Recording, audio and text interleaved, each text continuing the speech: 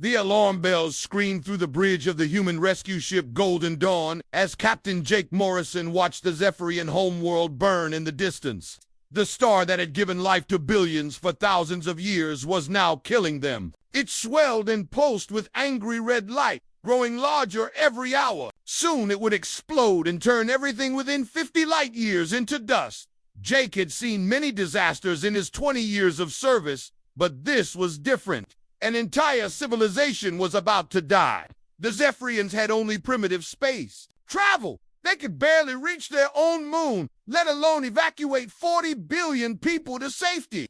Without human help, every single one of them would burn. "Captain, we have another 1,000 refugees on board," reported Lieutenant Sam Parker from the communication station.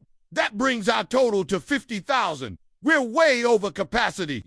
Jake nodded grimly. The Golden Dawn was designed to carry 10,000 people at most. They had stuffed refugees into every available space. The cargo bays, the corridors, even the officers' quarters were packed with frightened Zephyrian families.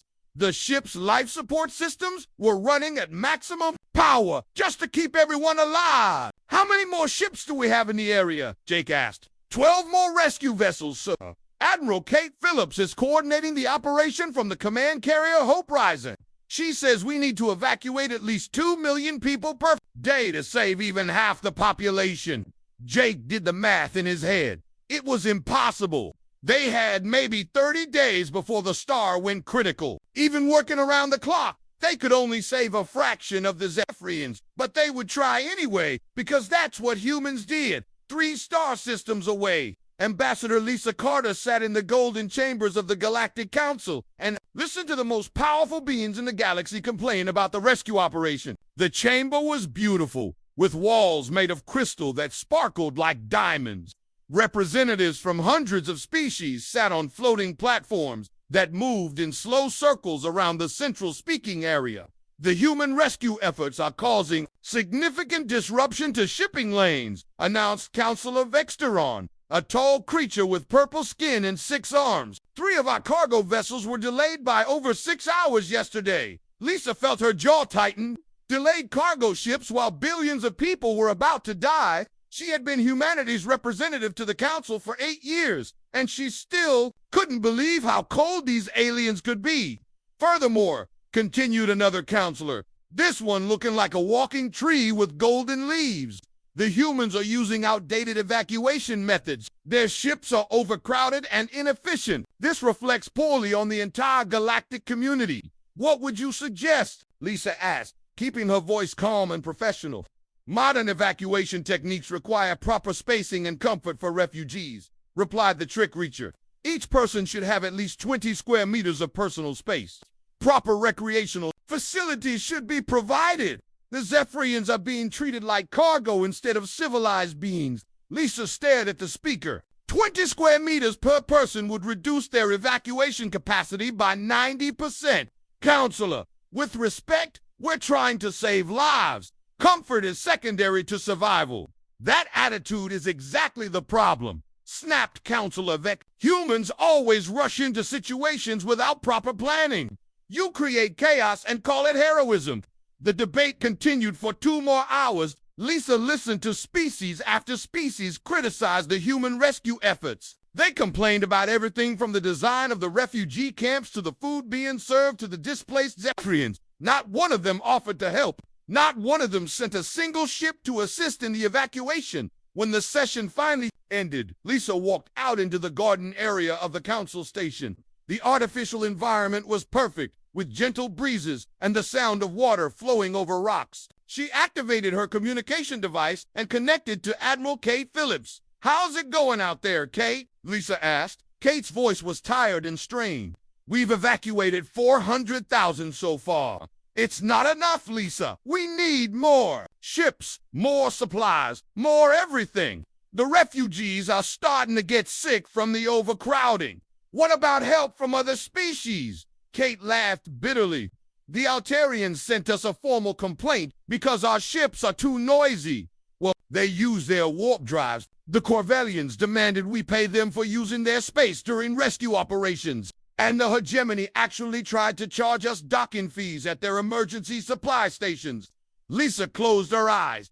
I'll see what I can do on this end. Don't bother. We both know how this works. Humans do the dirty work. Everyone else complains about how we do it, and then they take credit for the success later. Meanwhile, on the research station Deep Thought, Dr. Alex Bennett was putting the finishing touches on his latest project. The Kryllian Plague had been killing millions of people across 12 different star systems for the past 5 years. Every major medical organization in the galaxy had tried to find a cure and failed. Alex had been working on the problem for 3 years, using resources from the Human Medical Research Foundation. They had spent billions on the project, running thousands of experiments and testing millions of different compounds.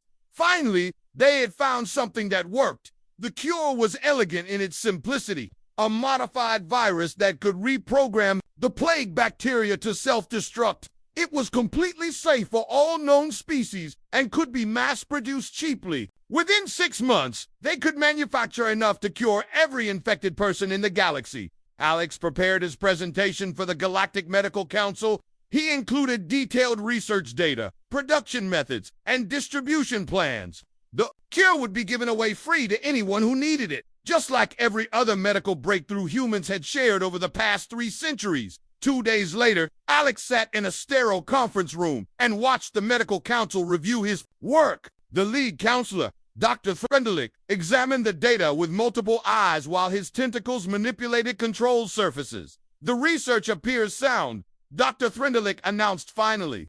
However, we have concerns about the methodology. What kind of concerns? Alex asked. The Human Medical Foundation conducted this research without proper oversight from the Galactic Medical Authority. This violates several protocols regarding independent research initiatives. Alex blinked in surprise. We've been working on this plague for 5 years. Millions of people are dying. What protocols are more important than saving lives? The protocols that ensure proper scientific standards, replied another counselor. Furthermore, by developing this cure independently, humans are once again showing off their supposed superiority. This makes other species feel inadequate. We're not trying to show off, Alex said, struggling to keep his temper under control. We're trying to help people. That's exactly the problem, Dr. Threndelich said. Humans always position themselves as the heroes of every situation. You swoop in with your solutions and make everyone else look incompetent. It's a form of cultural imperialism. Alex stood up slowly. So you're saying we shouldn't cure the plague because it might hurt someone's feelings?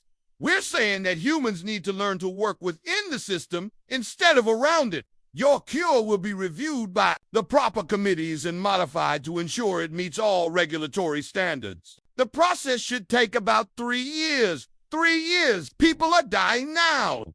Proper procedures cannot be rushed, Dr. Bennett. The review process exists for good reasons.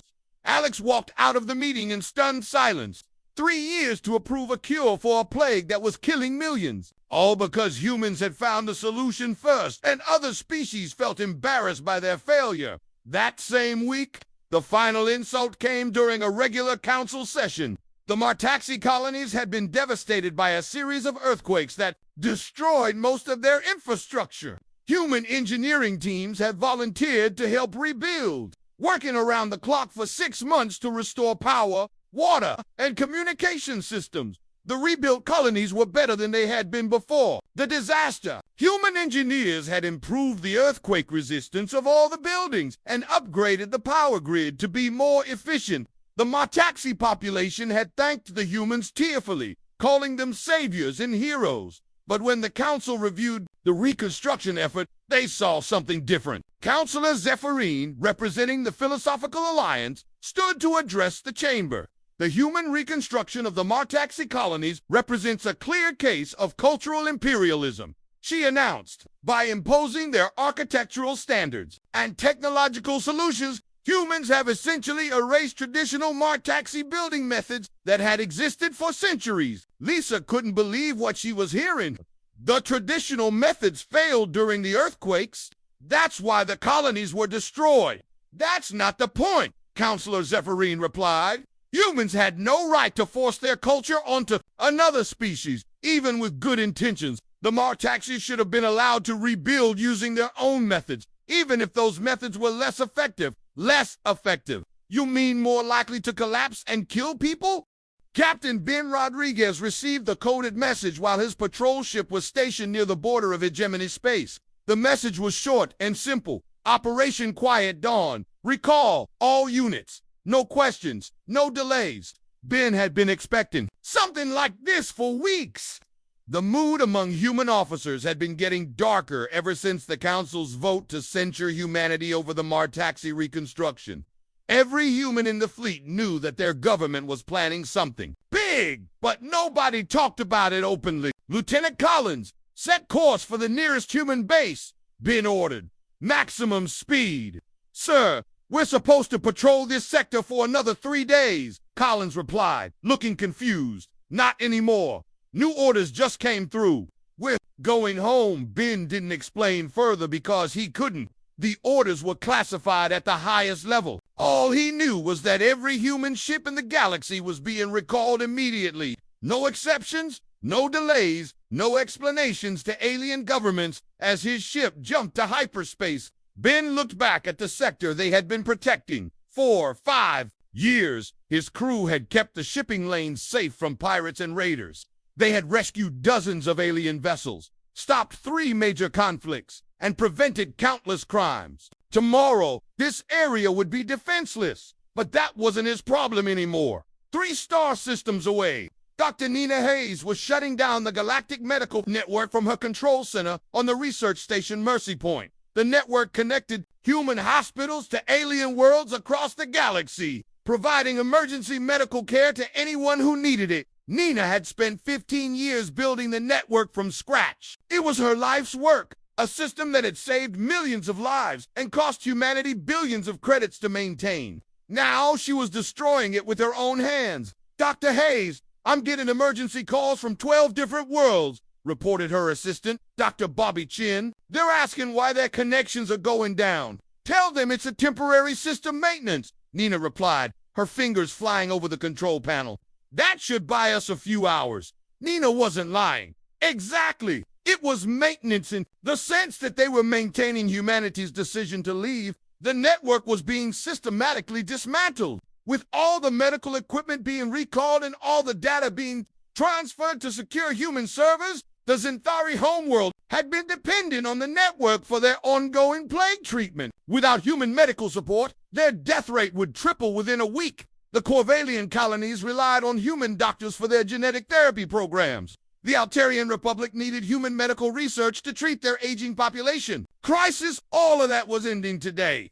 Dr. Hayes, the Zenthari government is demanding to speak with you directly, Dr. Chin said, looking worried. They're saying this is a matter of life and death. I'm not available, Nina replied coldly. Forward all calls to the Galactic Medical Council. Let them handle it. Nina knew the Galactic Medical Council couldn't handle it. They had never developed their own medical network because they had always relied on the human system. Most alien species had medical technology that was centuries behind human capabilities. Without human support, they would be helpless. But Nina had stopped caring about alien medical needs the day the council delayed approval of Alex, Bennett's plague cure, for 3 years. If they wanted to play politics with medicine, they could. Deal with the consequences. On the other side of the galaxy, Lieutenant Commander Ryan Cooper was leading the evacuation of Research Station Alpha, humanity's most advanced scientific facility outside of Earth space. The station had been conducting breakthrough research in faster-than-light travel,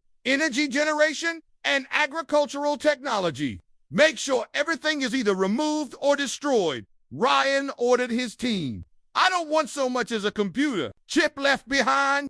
The research station had been operating for 30 years, producing discoveries that had benefited the entire galaxy. Human scientists had shared their findings freely with alien researchers, advancing galactic technology by centuries. Now all of that knowledge was being locked away from alien access forever. Sir, what should we do with the experimental hyperspace drive? Asked Sergeant Kelly Martinez. It's too big to move and too valuable to destroy. Destroy it, Ryan said, without hesitation. Use thermite charges. I want nothing but melted metal left.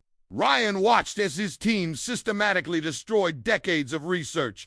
The experimental hyperspace drive that could have revolutionized galactic travel went up in flames. The artificial gravity generators that could have solved the space station problems of dozens of species were reduced to scrap metal. The agricultural samples that could have ended hunger on 100 worlds were incinerated. That had felt like burning down a library, but Ryan understood why it was necessary. The galaxy had made it clear that they didn't want human help. They accused humans of showing off and making other species look bad. Well, now, they wouldn't have to worry about that anymore. The alien government started noticing the changes within hours. The first sign was the silence from the Galactic Emergency Response Network. The network had been coordinating disaster relief efforts across the galaxy for over a century, and it was run almost entirely by human personnel. Commander of the Hegemony Emergency Services tried to contact the network about a mining accident on one of their frontier worlds. 300 miners were trapped underground, and time was running out. The network had always responded to emergencies within minutes, but now his calls went unanswered. "Keep trying," Vecmau ordered his communications officer. There had to be someone there, but there wasn't.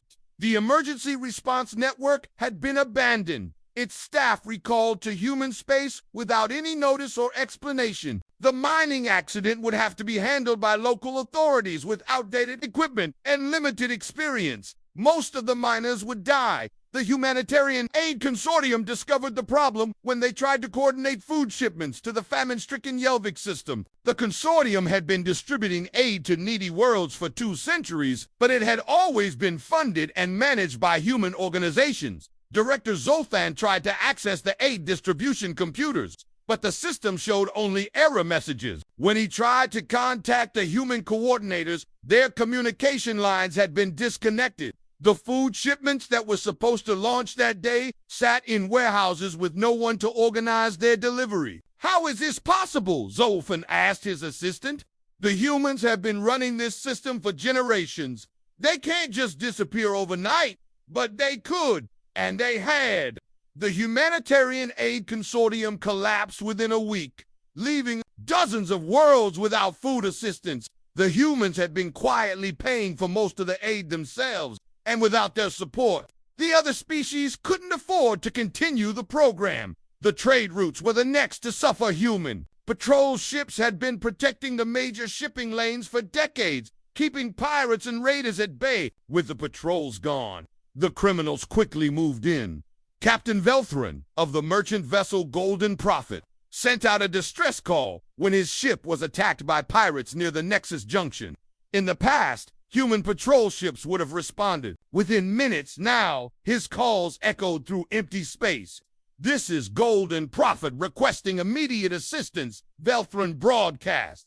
"We are under attack by unknown vessels.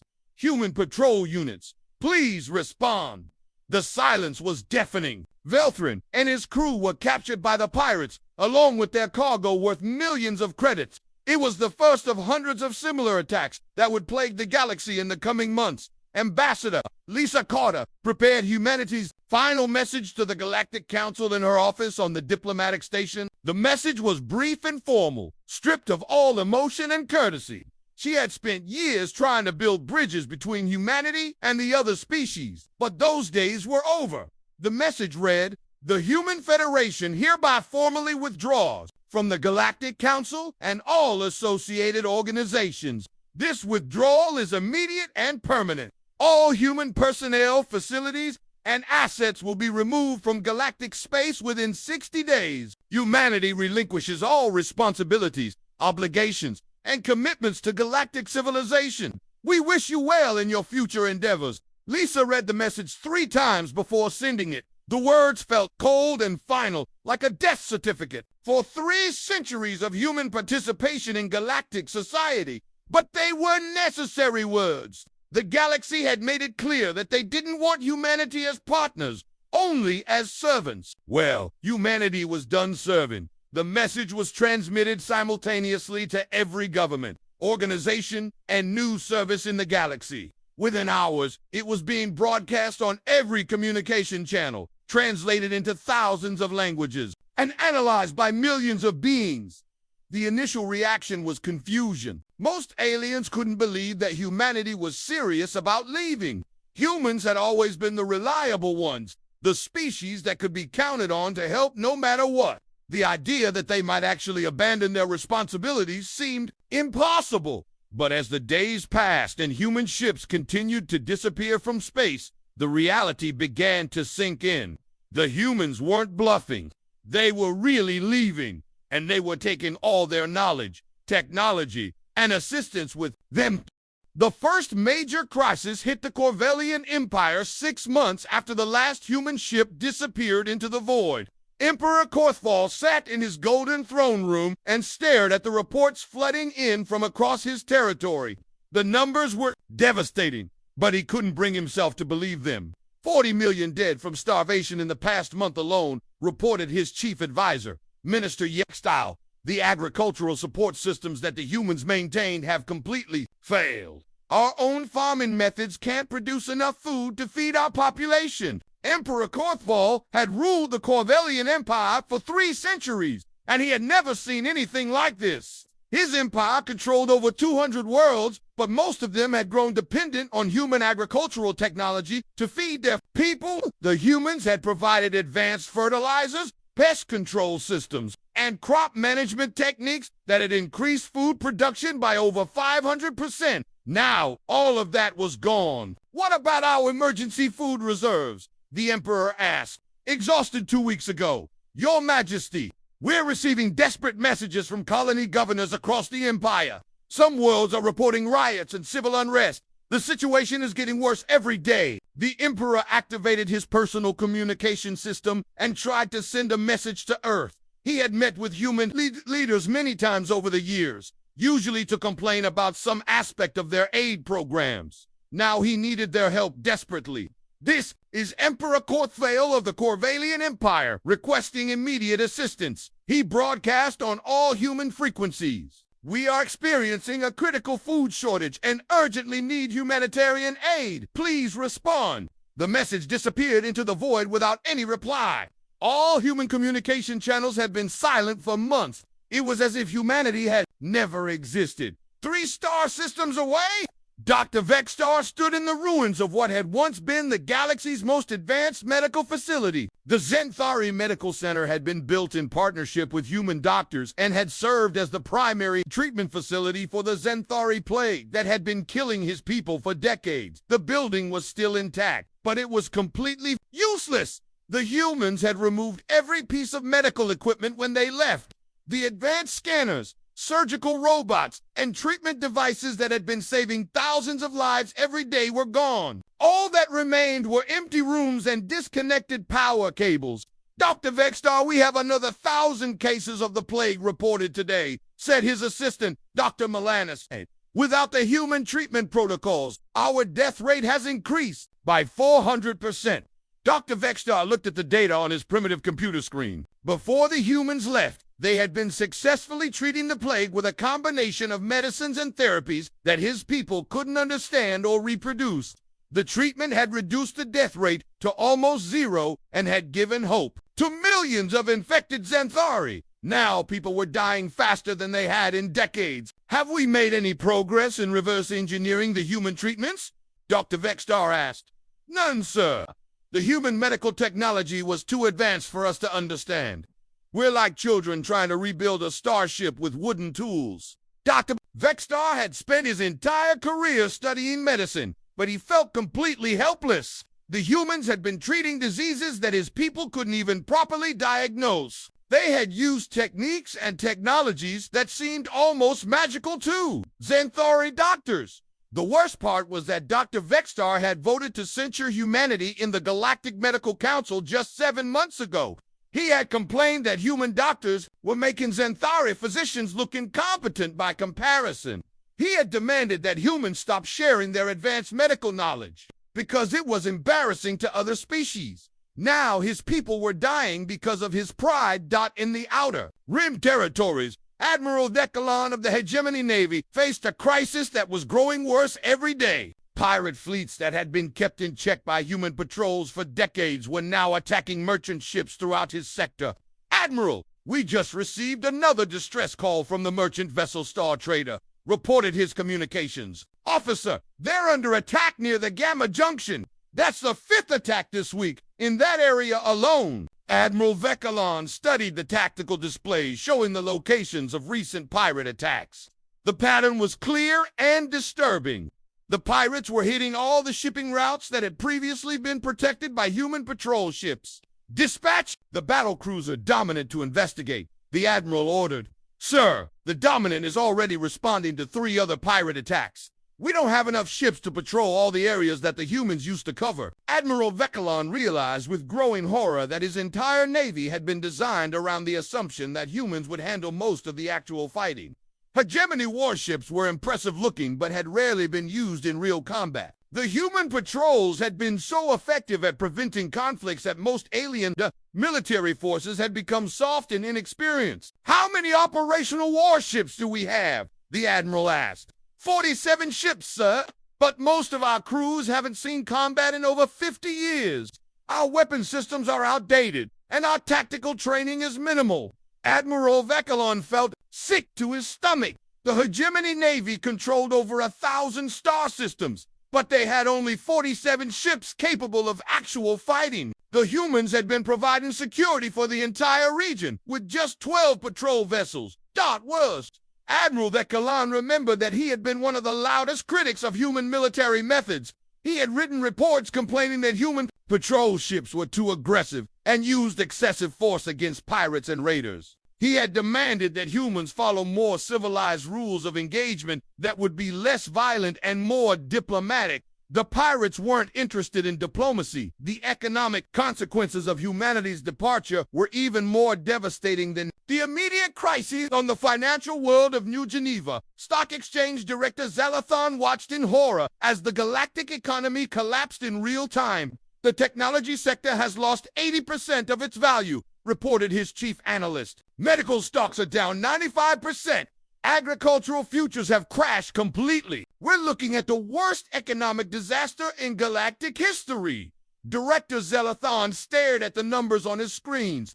For centuries, human innovation had been the driving force behind galactic economic growth. Human companies had developed most of the advanced technologies that other species used. Human research had led to breakthroughs in medicine, agriculture, manufacturing, and transportation. Now investors were realizing that without human innovation, most galactic industries were worthless. The medical companies couldn't develop new treatments without human research. The agricultural corporations couldn't maintain their crop yields without human technology. The manufacturing sector couldn't produce advanced goods without human engineering. Sir, we're getting reports that several major corporations are filing for bankruptcy. The analyst continued. The Altarian Pharmaceutical Consortium just announced they're shutting down all operations. They can't function without access to human medical research. Director Zalathon had always been proud of the galactic economy's stability and growth. He had written papers about how the diversified galactic market was too strong to fail. But now he understood that the entire economy had been built on a foundation of human knowledge and innovation. Without that foundation, everything was collapsing. President Zara Velfic of the Altarian Republic called an emergency session of the Galactic Council 3 months after humanity's departure. The great chamber that had once been filled with confident speeches and formal ceremonies was now packed with desperate politicians and panicked officials. The situation is critical, President Velfic announced to the assembled representatives. We are facing simultaneous crises in food production, medical care, economic stability, and security. The withdrawal of humanity has created problems that we are not equipped to handle. The chamber erupted in arguments and accusations. Species that had voted to censure humanity now blamed each other for the current disasters. The Corvallians accused the Xanthari of being too dependent on human aid. The hegemony blamed the Altarians for not developing their own technology. Everyone pointed fingers, but nobody had solutions. This is clearly a temporary setback, declared Councillor Vexterin, the same official who had led the criticism of human rescue methods. Our species survived for millions of years before humans appeared. We can certainly manage without them now, can we? challenged Councillor Meldorin from the Outer Rim Coalition. My constituents are starving because we don't know how to operate the agricultural systems that humans built. Our hospitals are overwhelmed because we can't treat diseases without human medicine. Our trade routes are under constant attack because we don't have enough warships to patrol them. The debate continued for hours, but no progress was made.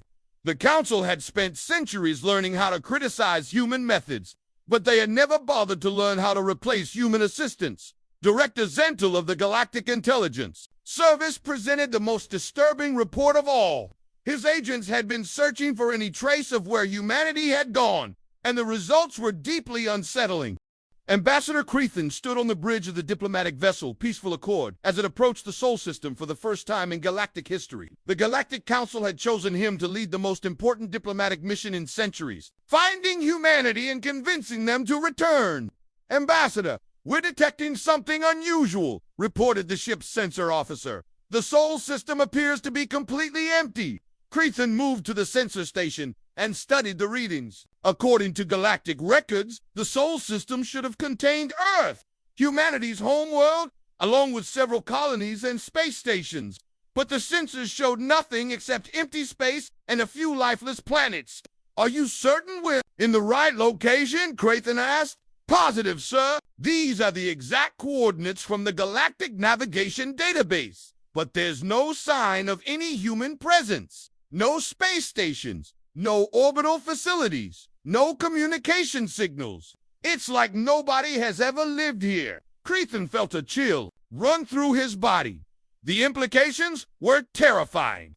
If humanity had abandoned even their home system, they had truly left galactic space forever. Take us to the third planet, Creathen ordered. The one they called Earth. The Peaceful Accord descended through Earth's atmosphere and landed near what the records indicated had been a major human city. Creathen and his team stepped out onto the surface and found themselves in a vast empty plain covered with strange geometric patterns in the ground. Sir, according to our historical data, we should be standing in the middle of a city with over 10 million inhabitants, reported his aide, Secretary Veldin. But there's nothing here except these markings in the dirt. Creathen knelt down and examined the patterns more closely. They were too regular to be natural, but they didn't look like ruins either. It was as if the entire city had been carefully disassembled and removed, leaving only the foundation outlines behind. They didn't just leave, Creathen said quietly. They erased themselves from existence. The diplomatic team spent 3 days searching Earth and found the same pattern everywhere. Every human city had been completely removed, with only geometric markings showing where buildings had once stood. Every spaceport had been cleared away, leaving only empty landing pads. Every piece of human technology had been taken or destroyed. Most disturbing of all, the humans had even removed their dead. The team found empty cemeteries with neat rows of holes where graves had been dug up. Humanity had taken their entire history with them, leaving no trace that they had ever existed. Ambassador, we've completed our scan of the entire planet, reported Dr. Zontel, the team's science officer. There is no human DNA, no human artifacts, and no human technology anywhere on Earth. They've eliminated every trace of their presence here. Creathen sent his report back to the Galactic Council with growing despair. The humans hadn't just moved to another planet or another star system. They had completely erased their existence from galactic space and taken everything with them. Back on the Council Station, Director Zentel of the Galactic Intelligence Service was coordinating the largest search operation in galactic history. Every available ship had been pressed into service to look for any trace of where humanity had gone. Report from Sector 7, announced Intelligence Officer Moldar. The search team found the former location of the human colony on Kepler 438b. The entire planet has been stripped clean. They removed every building, every piece of equipment, even the terraforming equipment they used to make the planet habitable. Director Zentel studied the growing list of empty human worlds. In every case, the pattern was the same. The humans had methodically removed every trace of their presence, leaving behind planets that looked like they had never been inhabited. How is this possible? Director Zentel asked his team. We're talking about billions of people and trillions of tons of equipment. How could they move everything without anyone noticing? Sir, our analysis suggests they were using some kind of advanced matter transportation technology, replied Dr. Telvin, the team's technology expert. They may have been able to disassemble matter at the molecular level and reassemble it elsewhere. The implications were staggering. If humans possessed technology that advanced, they were centuries ahead of the rest of galactic civilization. They had been quietly developing capabilities that the other species couldn't even imagine. Sir, we're also detecting something else unusual, Dr. Telvin continued. In several systems where humans had major installations, we're finding traces of exotic particles that suggest dimensional manipulation. What does that mean? It means the humans may not have traveled to another part of this galaxy. They may have traveled to another dimension entirely. Meanwhile, the Galactic Council was growing increasingly desperate in their attempts to contact humanity. They had tried broadcasting messages on every known communication frequency, but received no response. They had sent probe ships to every system humans had ever visited, but found nothing. President Zarevic called for an emergency vote to formally rescind the censure of humanity and issue a public apology. The vote was unanimous, with 847 species supporting the motion and 0 opposing it. The official apology was broadcast throughout the galaxy on all communication channels. President Velthic herself read the statement, her voice breaking with emotion. To our human friends, wherever you may be, the Galactic Council formally apologizes for our treatment of your species. We were wrong to criticize your methods and question your motives. We understand now that you were trying to help us, and we responded with ingratitude and hostility. Please accept our sincere apologies and consider returning to galactic society. We need you, and we promise to treat you with the respect and appreciation you deserve.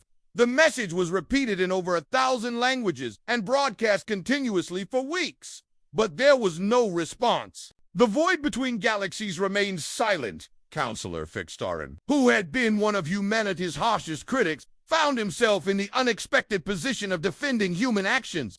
During a council session, he stood to address the chamber. My fellow counselors, we spent centuries calling humans arrogant and self-important. But looking back at the historical records, I can find no evidence to support these claims. Humans never asked for gratitude or recognition. They never demanded payment for their assistance. They never used their superior technology to dominate or control other species. Vexteron paused and looked around the chamber. We called them arrogant, but they were simply confident. We called them show-offs, but they were simply generous. We accused them of cultural imperialism, but they were simply trying to help. Every criticism we made was based on our own insecurity and pride, not on any actual wrongdoing by humanity. The chamber was silent as Vexteron continued.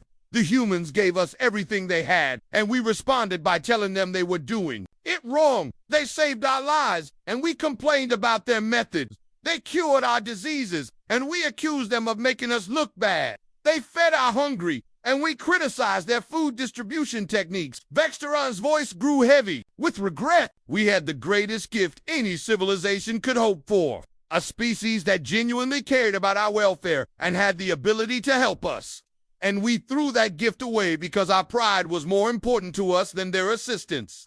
The search for humanity continued for months, but every effort failed. The humans had vanished so completely that it seemed impossible. Not a single human remained anywhere in known space, and there was no way to contact them or find where they had gone. Dr. Melkrin, a specialist in xenopsychology, was assigned to study human behavior patterns in hopes of predicting where they might have gone. After weeks of research, he presented his findings to the council. Based on my analysis of human psychology and behavior, I believe humanity will never return to galactic space. Dr. Melkrin announced, humans have a strong sense of dignity and self-respect. Once they feel genuinely unwanted, they will not return even if invited. But surely they understand that we've changed our minds, protested Counselor Zephyrine. We've apologized and asked them to come back. That's irrelevant, Dr. Melkrin replied. Humans don't help others because they expect gratitude or recognition. They help because they care. But once they believe their care is unwanted, they will withdraw permanently to protect their emotional well-being. Are you saying there's nothing we can do to bring them back? I'm saying that humans would rather live in isolation than live where they feel unwelcome. They've chosen to leave rather than continue trying to help people who don't appreciate their efforts. The most humiliating moment in galactic history came when the Council was forced to admit publicly that they were helpless without human assistance. Secretary General Corthan issued a statement that was broadcast throughout the galaxy. The Galactic Council acknowledges that galactic civilization has become dependent on human assistance over the past 3 centuries. Without human support, we are experiencing critical failures in food production, medical care, security, and technological development. We are no longer able to maintain the standard of living that our citizens have come to expect. 5 years had passed since the last human ship disappeared beyond the galactic rim, and Dr. Mira Zelvon stood in the ruins of what had once been the galaxy's greatest medical research facility. The building was still intact, but it felt like a tomb. Without human knowledge and innovation, medical science had ground to a complete halt. Dr. Zelvon, we've lost another research team to the Regellian fever, reported her assistant. That's the 3rd team this month. We simply don't know how to treat diseases that humans could cure easily. Dr. Zelvon nodded sadly. She had been one of the few alien scientists who had worked closely with human researchers before their departure. Now she spent her days trying to preserve what little human knowledge remained in the galactic databases, treating it like precious artifacts from a lost civilization. Have we made any progress on reverse engineering the human medical techniques? She asked. None, Doctor. We're like children trying to understand magic. The humans approached medicine from a completely different perspective than we do. They saw connections and patterns that we can't even recognize. Dr. Zelvon walked over to her most prized possession, a simple handwritten note left behind by Dr. Alex Bennett in his laboratory. It read, "Knowledge shared is knowledge multiplied. The greatest discoveries come from working together." She had framed the note and hung it on her wall as a reminder of what the galaxy had lost. The Medicinal Consortium, which had once been the galaxy's leading medical organization, issued its final report that week. The statistics were devastating. In the 5 years since humanity's departure, they had not developed a single new treatment for any disease. Medical technology had actually regressed as alien doctors struggled to maintain equipment they didn't understand. We estimate that approximately 200 million beings have died from diseases that humans could have easily cured, the report stated. Without human medical research and support, galactic healthcare has collapsed to pre-contact levels.